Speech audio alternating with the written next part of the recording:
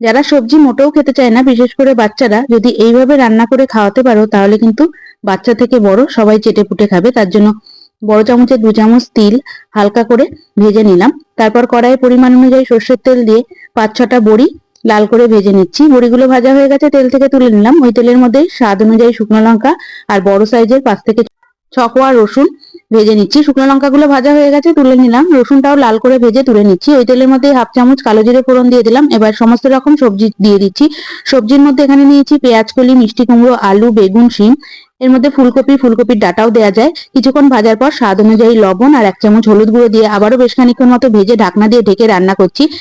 এবার যেই মশলাটা ভেজে রেখেছিলাম সেই মশলাটা তুলে গুঁড়ো করে নিলাম।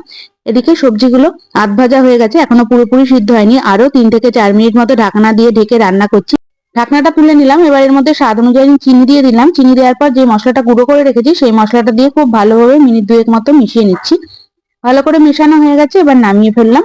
তাহলে তৈরি হয়ে গেল একদম নতুন ধরনের সবজি রান্না। আশা করছি রেসিপিটা তোমাদের ভালো লাগলো। দেখা হবে অন্য কোনো নতুন রেসিপি নিয়ে। ততক্ষণ ভালো থাকো, সুস্থ থাকো।